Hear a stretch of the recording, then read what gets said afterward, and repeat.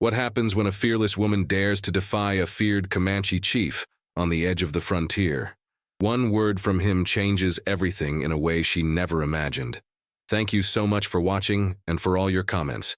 Let me know at the end if you liked the story, and where you're watching from and why you're following this.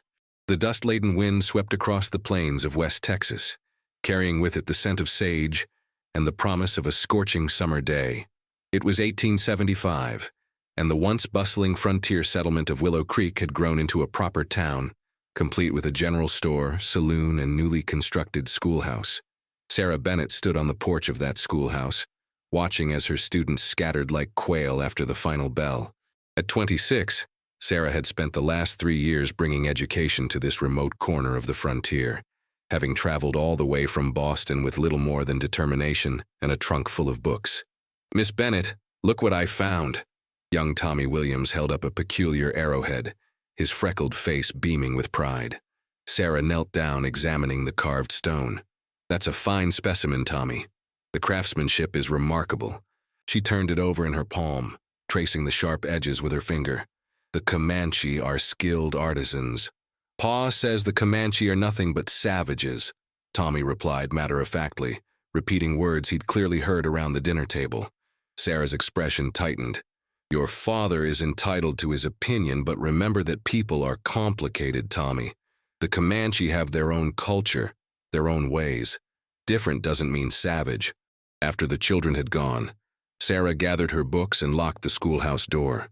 The walk to her small cabin on the edge of town took her past the general store, where a crowd had gathered. Sheriff Davis's voice carried above the murmurs. "Now, folks, settle down. These are just rumors for now." "Rumors. 3 homesteads burned to the ground ain't rumors, Sheriff," shouted Jacob Miller, a rancher whose land bordered Comanche territory. "It's Quanah Parker and his warriors, mark my words." The name sent a ripple through the crowd. Quanah Parker, the fierce half-white, half-Comanche war chief, who had thus far refused to lead his people onto the reservations. His name had become synonymous with the last desperate resistance of the Comanche against the relentless tide of settlement.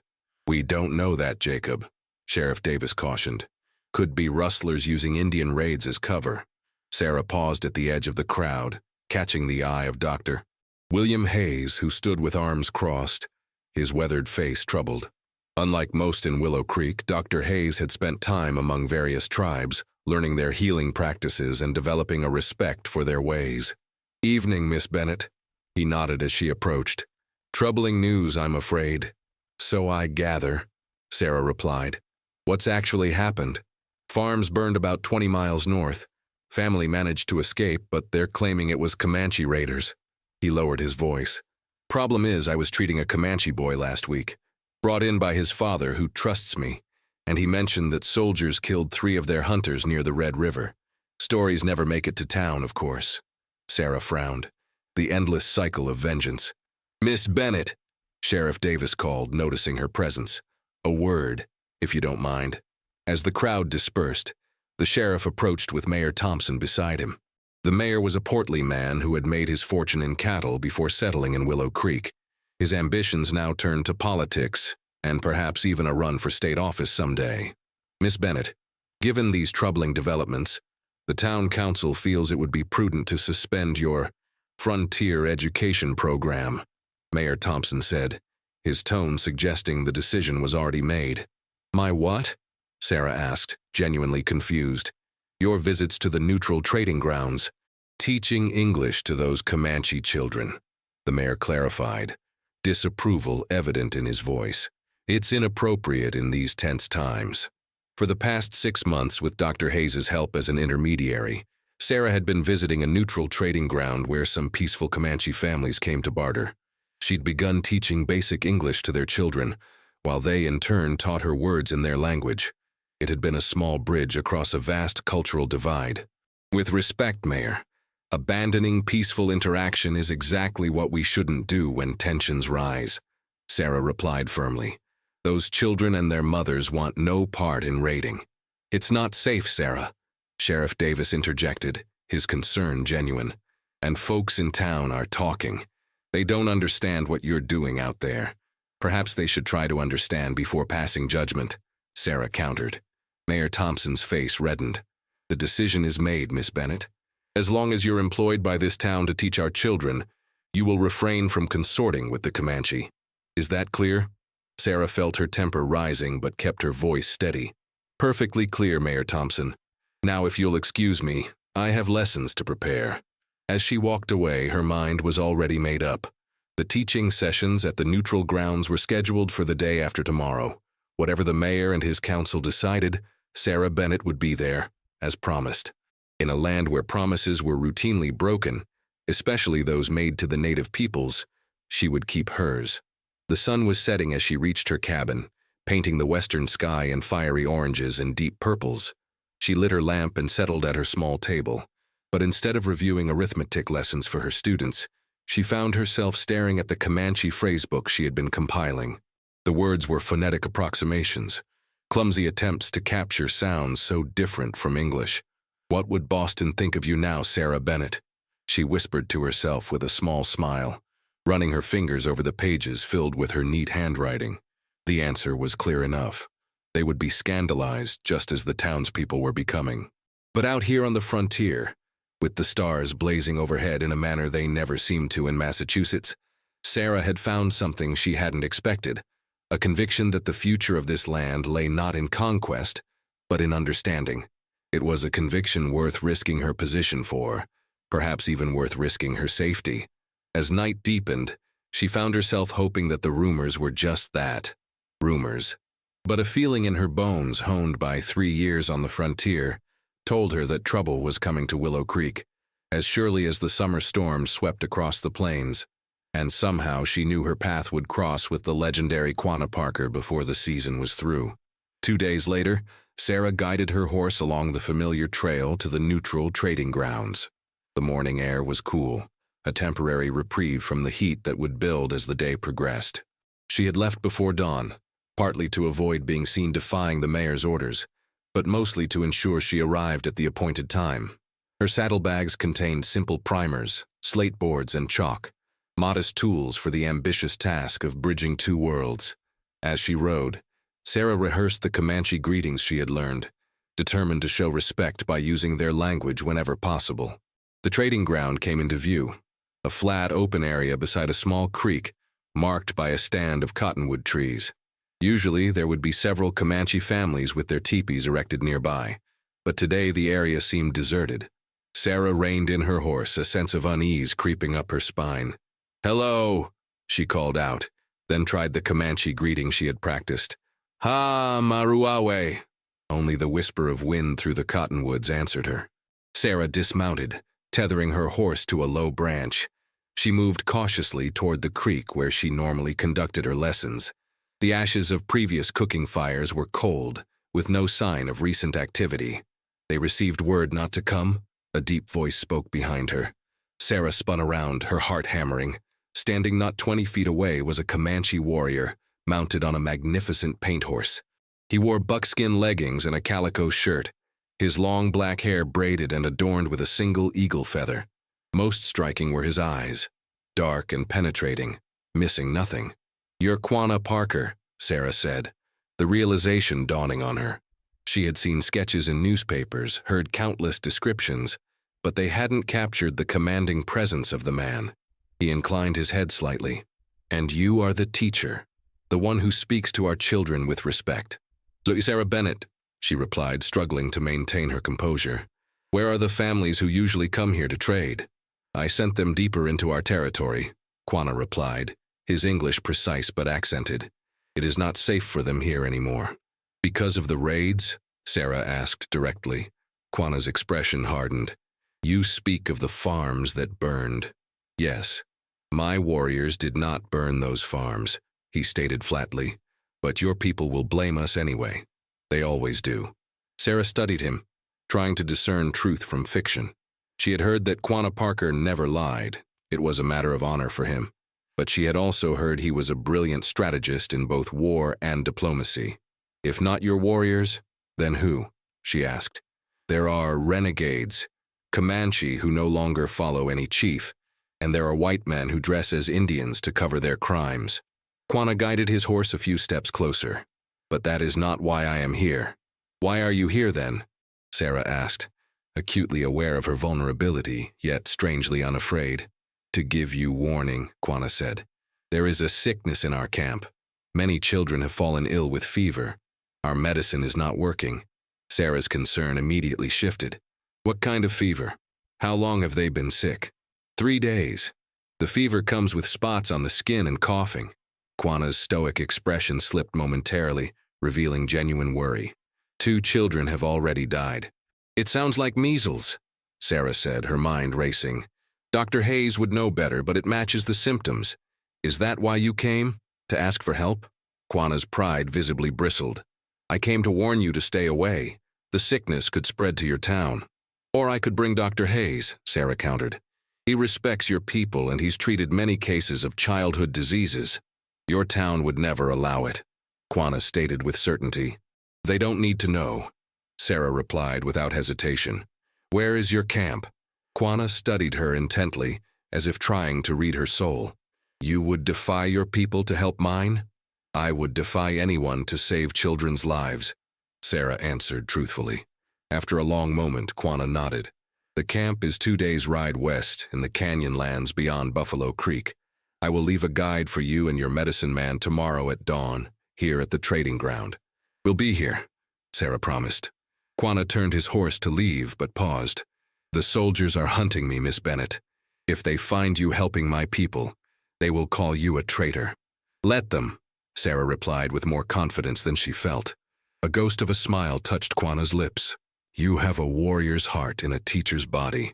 He raised his hand in farewell, and then was gone, galloping across the plain with the grace of someone born to the saddle. Sarah stood motionless for several minutes, processing what had just happened. She had just spoken with Quanah Parker, the most feared Comanche war chief on the frontier, and had committed to a dangerous journey to his hidden camp. The rational part of her mind screamed that this was madness, but her conscience was clear. Children were dying, and she had the means to help. The ride back to Willow Creek seemed longer than usual, her mind preoccupied with how to approach Dr. Hayes without alerting the town to their plan. As she stabled her horse at the livery, she noticed unusual activity in town, horses being saddled, men checking rifles. What's happening? She asked Thomas, the livery owner. Army patrol rode in half an hour ago, Thomas replied as he took the reins of her horse. Lieutenant says they're tracking a Comanche war party headed by Quanah Parker himself. Mayor's organizing a volunteer militia to join the search. Sarah's blood ran cold. A militia? These men aren't soldiers. They're men protecting their homes, Miss Bennett, Thomas replied with a touch of defensiveness. The lieutenant said they found signs that Parker himself has been scouting the area, even crossed the creek just north of town. Sarah kept her expression neutral, though her heart was racing. I see. Thank you, Thomas. She hurried toward Dr. Hayes's office, her mind working furiously. The situation had just become infinitely more complicated. Not only would she and the doctor have to slip away unnoticed, but they would be potentially crossing paths with an army patrol actively hunting for Quanah Parker. Dr. Hayes was cleaning instruments when she entered his office, his expression grim. I assume you've heard about our visitors, he said without preamble. Just now, Sarah replied, closing the door behind her. But I have something more urgent to discuss. I need your help, and it involves significant risk. The doctor put down his tools and gave her his full attention as she recounted her meeting with Quanah Parker and the sickness afflicting the Comanche children. Measles, Dr. Hayes nodded when she described the symptoms. It would spread like wildfire through a camp with no prior immunity. And you're right. Without proper care, the mortality rate could be devastating. So you'll come with me? Sarah asked. Dr. Hayes ran a hand through his graying hair. Sarah, do you understand what you're asking? This isn't just about defying the mayor or even the army. If we're caught, we could be charged with aiding hostiles. That's treason. I understand, she said quietly. But I also understand that children are dying needlessly. Isn't your oath to heal the sick regardless of who they are? The doctor sighed heavily. Below the belt, Sarah. He was quiet for a long moment then. I'll need to gather supplies. Medicines, blankets, food. We can't leave until after dark, and we'll need a cover story for our absence. Relief washed over her. Thank you. Don't thank me yet, Dr. Hayes warned. This is the most foolhardy thing I've ever agreed to, and I once performed surgery in the middle of an Apache attack. Despite his words, there was a gleam of determination in his eyes. Meet me at the creek crossing north of town at midnight. Bring only what you can carry on horseback and wear dark clothing. As Sarah left the doctor's office, the weight of her decision pressed upon her. She was risking everything, her position, her reputation, possibly even her life, for people whom most of the town considered enemies. Yet as she watched the men gathering in the street, checking weapons and talking of teaching the savages a lesson, she knew with bone-deep certainty that she was making the right choice. That night, as she packed a small bag with essentials, Sarah penned a letter and left it on her table, addressed to Sheriff Davis. If things went wrong, at least he would know that she had acted of her own free will, and perhaps he might even understand her reasons. With a silent prayer for courage, she slipped out into the darkness, a schoolteacher turned conspirator under the vast Texas sky. The journey west was arduous, their path deliberately winding to avoid army patrols and the volunteer militia. Their Comanche guide, a young warrior who introduced himself as Swift Fox, led them through hidden valleys and across dry creek beds, following trails invisible to untrained eyes. They traveled mainly at night and rested during the heat of the day, hidden in whatever scant shade they could find. Sarah's body ached from hours in the saddle, unused to such prolonged riding. Dr. Hayes, despite being nearly 30 years her senior, showed remarkable stamina, though she occasionally caught him wincing as he dismounted. The lieutenant mentioned searching the canyons near Buffalo Creek, Dr. Hayes said during their second evening as they made camp in a sheltered draw. That's precisely where we're headed. Swift Fox, who had been tending the small smokeless fire, looked up. Soldiers slow, we faster. His English was limited but clear. 2 more hours riding, then camp safe. Sarah nodded, stretching her stiff muscles. How many children are sick, Swift Fox? The young warrior's face clouded. 17 now, 3 dead. He touched his chest. My sister's son very sick. Dr. Hayes unpacked his medical bag, checking his supplies for the 100th time. I brought as much quinine and willow bark as I could gather, but for measles, the best treatments are simple. Clean water, cool compresses for the fever, honey for the cough. The Comanche have their own medicine, Sarah observed. Will they accept your help? Some will, some won't, Dr. Hayes replied pragmatically. I've worked with tribes before. The key is respect, offering help without dismissing their ways. Swift Fox nodded in approval. You good medicine man. Chief Quanah say you understand. They set out again before dawn, the landscape gradually changing from rolling plains to more rugged terrain. Mesas rose in the distance and the vegetation grew sparser, dominated by scrub and cacti. By mid-morning, Swift Fox guided them into a narrow canyon, its walls rising steeply on either side. Stay close, he cautioned. Path narrow. The trail twisted through the canyon, sometimes barely wide enough for the horses to pass single file. After nearly an hour of careful navigation, the canyon widened suddenly into a hidden valley. There, nestled against the far wall, was the Comanche camp, a collection of perhaps 30 teepees arranged in a semicircle, with horses grazing in a natural corral formed by the valley walls. Their arrival did not go unnoticed. Warriors immediately moved to intercept them, weapons ready. Swift Fox raised his hand in greeting and called out in Comanche. After a brief exchange, they were allowed to proceed into the camp, though under the watchful eyes of the warriors. Women and children emerged from the teepees to observe the strangers, their expressions ranging from curiosity to outright hostility. Sarah noticed that many of the children bore the telltale rash of measles, their small bodies clearly weakened by fever. At the center of the camp stood a larger teepee, elaborately painted with symbols Sarah didn't recognize. From this emerged Quanah Parker, dressed now in full ceremonial attire, his presence commanding immediate respect. You came, he stated simply, his eyes moving from Sarah to Dr. Hayes. We gave our word, Sarah replied. Quanah nodded, then addressed Dr. Hayes.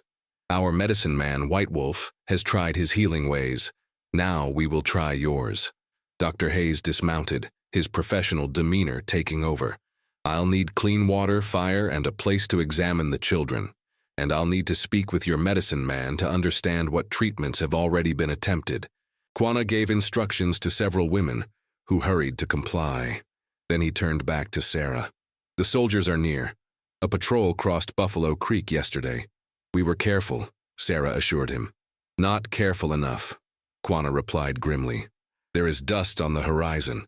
Riders coming from the east. Sarah felt her stomach drop. How many? 6, maybe 8. Too many to be hunters. Dr. Hayes had already begun organizing his supplies. We need to work quickly. The sickest children first. And if the soldiers come? Sarah asked, trying to keep the fear from her voice. Quanah's expression hardened. Then we fight. No, Sarah said firmly, surprising even herself with her boldness. If they come, I will speak to them. This is a matter of sick children, not war. They will not listen to a woman, Quanah stated. They might listen to a schoolteacher from their own town, Sarah countered. Violence will only bring more violence. Hasn't there been enough? Quanah studied her for a long moment, his dark eyes unreadable. Finally, he gave a slight nod. We will try your way first, but I will protect my people if necessary. With that, he led them to a teepee where several of the sickest children lay on buffalo robes, their small bodies burning with fever. Dr. Hayes immediately set to work, his experienced hands gentle as he examined each child. Sarah assisted, preparing cool compresses and helping to administer medicine. The Comanche medicine man, White Wolf, observed their work with a mixture of skepticism and hope. He was an elderly man with deep lines etched into his face, his long hair completely white. After watching for some time, he began to work alongside Dr. Hayes, the two healers finding a wordless understanding, despite their vastly different approaches. Hours passed as they moved from teepee to teepee, treating as many of the sick children as they could. Sarah lost track of time, focused entirely on the task at hand. The Comanche women, initially wary, began to assist, following Dr. Hayes's instructions for continuing care. It was late afternoon when a young warrior burst into the teepee where they were working, speaking rapidly to Quanah in Comanche. Quanah's expression grew grave. The soldiers have found our trail, he informed them. They will be here within the hour. Dr. Hayes looked up from the child he was treating. We need more time. Some of these children are still critical. How many soldiers? Sarah asked.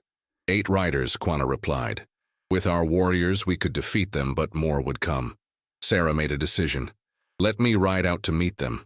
Perhaps I can convince them that this is a peaceful mission. They will arrest you, Dr. Hayes warned. Perhaps, but it might prevent bloodshed. She turned to Quanah. If I can delay them, will you evacuate the camp?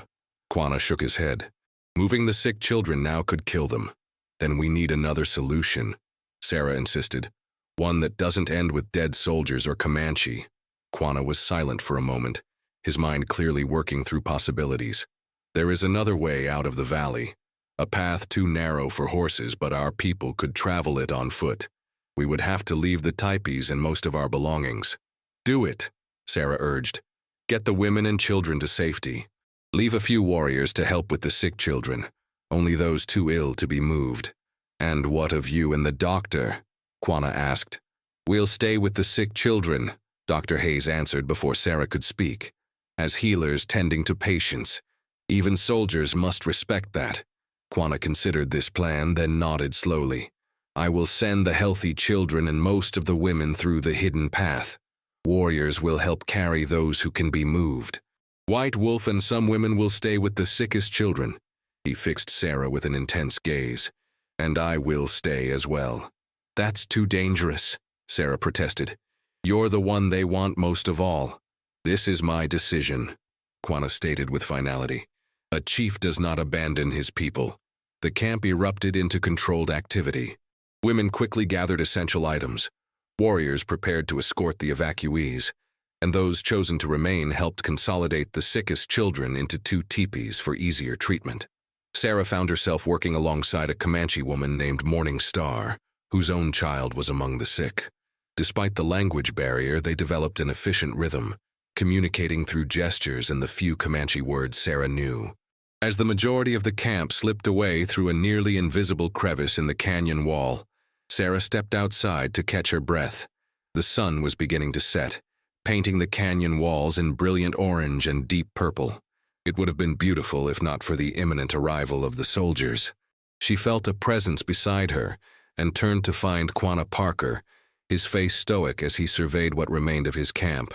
5 teepees, a handful of warriors, several women including Morning Star, White Wolf, Dr. Hayes, and about a dozen critically ill children. "Your people value courage," Quanah remarked unexpectedly. "Yes," Sarah agreed. "So do mine," he continued. "But we define it differently. For your people, courage often means conquering fear to fight. For mine, sometimes courage means choosing not to fight when you could." Sarah considered his words. "There's wisdom in that. There is wisdom in what you are doing as well," Quanah acknowledged. "Risking everything for children not your own." "They're just children," Sarah said simply. "Their heritage doesn't matter when they're suffering." Quanah nodded, a rare smile briefly softening his features. "In another world, Sarah Bennett, we might have been friends." "In this world," Sarah replied, "perhaps we still can be." Their conversation was interrupted by a distant sound, hoofbeats approaching the canyon entrance. Quanah's expression immediately hardened again, his hand moving instinctively to the knife at his belt. "It is time to see if your way works, teacher," he said grimly. "For all our sakes, I hope it does." As the soldiers' approach grew louder, Sarah steeled herself for the confrontation to come. She had no authority, no weapons, nothing but her convictions and her voice. Yet somehow, standing beside the legendary Comanche chief in the fading light, she found the courage to face whatever came next. The soldiers entered the canyon cautiously, rifles ready as they approached the remnants of the camp. Sarah recognized Lieutenant James Wilson leading the patrol, a career military man with a reputation for fairness, but unwavering duty. Beside him rode a familiar figure that made her heart sink, Sheriff Davis from Willow Creek. "Stay back," Sarah murmured to Quanah. "Let me speak first." She walked forward, hands raised to show she carried no weapon. The soldiers immediately trained their rifles on her, then on the small group behind her. "Miss Bennett?" Lieutenant Wilson called in disbelief as he recognized her. "Stand aside, ma'am. You're in the company of hostiles." "Lieutenant Wilson," she replied, keeping her voice calm and clear. "I'm here voluntarily, assisting Dr. Hayes with a medical emergency. These children have measles, and several have already died." Sheriff Davis nudged his horse forward. "Sarah, what in God's name are you doing? Do you have any idea who that is behind you?" "I know exactly who he is, Sheriff," she answered steadily. "And right now, he's a father watching his people's children die from a disease they have no immunity against." Lieutenant Wilson's eyes narrowed as he spotted Quanah. "That's Quanah Parker. I have orders to bring him in, dead or alive. And I have patients who will die without continued care." Dr. Hayes interjected, stepping forward to stand beside Sarah. "Lieutenant, I've taken an oath to preserve life. These children need at least another day of treatment before they can be moved." The lieutenant dismounted, signaling his men to keep their rifles ready. "You're both in a heap of trouble. Consorting with hostiles is a hanging offense in these parts." "Then hang me after the children are safe," Sarah challenged. "If you have any humanity, Lieutenant, you'll give us the time we need."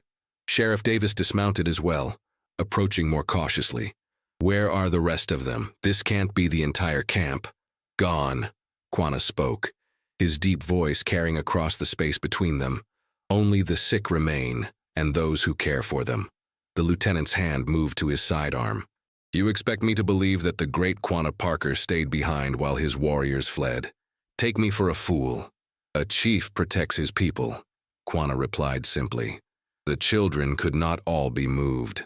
Morning Star emerged from one of the teepees, carrying a small child wrapped in blankets despite the heat. The child's breathing was labored, his small face covered with the measles rash. "This one very sick," she said in halting English. "Please help." Sarah saw the conflict on the lieutenant's face as he looked at the suffering child. Even the hardened soldiers shifted uncomfortably. "You have your duty, Lieutenant," Sarah acknowledged. "But surely that duty doesn't include endangering sick children. Give us until tomorrow morning. Then we'll go with you peacefully, all of us." Sheriff Davis stepped closer, lowering his voice. "Sarah, you don't speak for Parker. He's been raiding settlements all across the territory." "Not my warriors," Quanah stated firmly. Not these farms. You expect us to believe that? One of the soldiers scoffed. Dr. Hayes straightened, his normally gentle demeanor hardening. I've treated both settlers and natives for over 20 years on this frontier. I've seen the aftermath of Comanche raids, and I've seen what happens when settlers or outlaws disguise their crimes as Indian attacks. The farms that were burned, there were no scalped victims, no typical Comanche raid patterns. Lieutenant Wilson considered this. That's speculation, Doctor. I give my word, Quanah said. My warriors did not attack those farms. The word of a savage? Another soldier muttered. Sarah's patience snapped. That savage stayed behind with his sick and dying children when he could have fled or fought. He's shown more honor today than anyone who would deny medicine to suffering children, regardless of their heritage. Her outburst created a moment of stunned silence. Then unexpectedly, Sheriff Davis laughed, a short, surprised sound. You always did have more spirit than sense, Miss Bennett, he said, though there was a hint of admiration in his tone. He turned to Lieutenant Wilson. I've known this woman for 3 years. Stubborn as they come, but honest to a fault. If she says they're just here for the children, I'm inclined to believe her. Lieutenant Wilson removed his hat, wiping sweat from his brow as he weighed his options. I have orders, Sheriff. And those orders include capturing women and a doctor providing medical care? Sarah pressed. Taking dying children prisoner? From inside one of the tipis came the sound of a child coughing violently, followed by a mother's soothing murmurs. The sound seemed to affect the lieutenant more than any argument could. One night, he finally conceded. We'll camp at the canyon entrance. At dawn, anyone well enough to travel comes with us to Fort Richardson. The rest, he glanced at the tipis. The rest can follow when they're able, under military escort. And Quanah Parker? Sheriff Davis asked. The lieutenant's expression hardened again. My orders stand. He comes with us at dawn. Quanah stepped forward, his bearing regal despite the circumstances. I will go willingly if you allow the doctor to stay until all children are well. Lieutenant Wilson studied the Comanche chief with undisguised surprise. You'd surrender yourself? For my people's children, yes, Quanah affirmed. Sarah felt a lump forming in her throat at the nobility of the gesture. Lieutenant, surely there's another way. The government has been trying to negotiate with the Comanche. This could be a start, a gesture of good faith on both sides. I don't make policy, Miss Bennett, the lieutenant replied, though his tone had softened slightly. I follow orders. Then follow them with wisdom, Dr. Hayes suggested. Think of the story you could bring back, not just capturing Quanah Parker, but arranging a peaceful solution that saved lives on both sides. Lieutenant Wilson considered this for a long moment. I'll need to confer with my men. Sheriff, keep an eye on things here.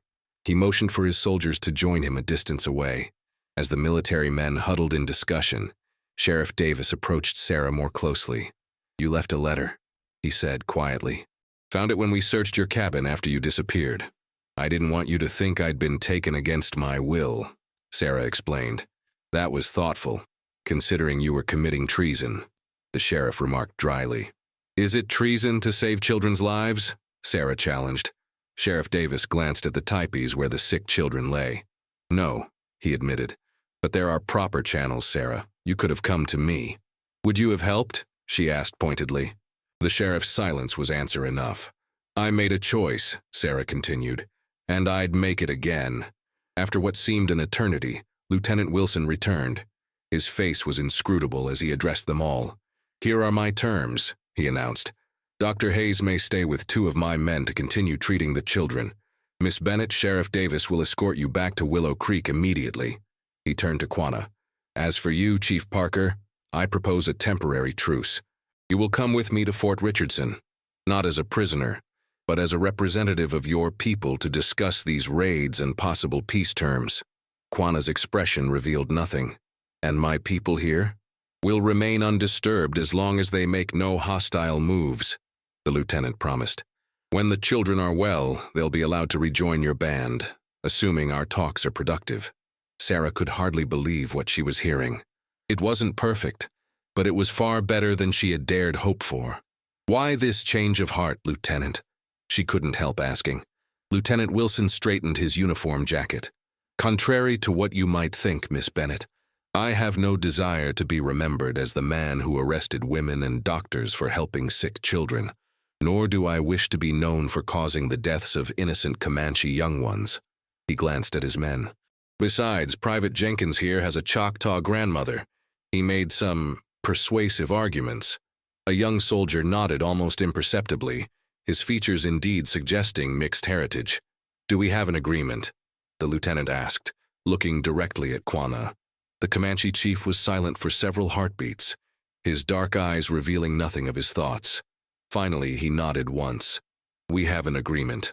But I will need your word as a soldier, and a man that no harm will come to my people here. You have it, Lieutenant Wilson replied firmly. As the arrangements were finalized, Sarah found herself standing beside Quanah Parker one last time. The sun had set, and the first stars were appearing in the deepening blue of the sky. You were right, Quanah said softly. Your way prevented bloodshed today, and your willingness to negotiate may save many more lives in the future, Sarah replied.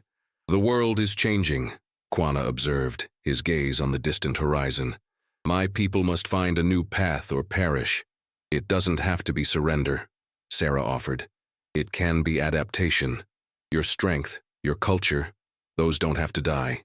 Quanah turned to her, something like respect in his eyes. You understand more than most of your kind, teacher. He reached into a small pouch at his belt and withdrew a simple leather bracelet decorated with intricate beadwork. For your courage, he said, holding it out to her. Sarah accepted the gift, touched by the gesture. I'll treasure it. Tell your children about this day, Quanah said. Tell them that enemies can speak instead of fight. Tell them that Quanah Parker was not just a warrior, but a father who loved his children. I will, Sarah promised, her voice thick with emotion. And I'll continue teaching any who wish to learn, Comanche or settler. As Sheriff Davis approached to inform her it was time to leave, Sarah realized that something profound had shifted in her understanding of the frontier and its future. The path forward would not be easy for anyone. Not for the Comanche fighting to preserve their way of life. Not for the settlers pushing westward. Not for those like herself caught between worlds. But in this hidden canyon, where enemies had chosen words over weapons, she had glimpsed a possibility that gave her hope. It was a small beginning, perhaps, but beginnings were what teachers specialized in. The first tentative steps toward understanding, toward a world where differences could be bridges rather than barriers. Sheriff Davis helped her mount her horse. Ready to face the music back in Willow Creek? He asked. The mayor's likely to fire you on the spot. Sarah smiled, touching the bracelet now on her wrist. Then I'll just have to open my own school. One that teaches reading, writing, arithmetic, and understanding. As they rode away, she glanced back one last time. Quanah Parker stood tall against the darkening sky, a silhouette that seemed to embody both the proud past of his people and the uncertain future they faced. He raised his hand in farewell, and Sarah returned the gesture, carrying with her the memory of a chief who had silenced her not with force, but with the unexpected eloquence of his wisdom. In the years that followed, as the frontier gradually transformed into settlements and reservations, Sarah Bennett would keep her promise. She would tell the story of that day in the canyon, of children saved by cooperation rather than lost to conflict, of a fierce warrior who chose peace for the sake of the future.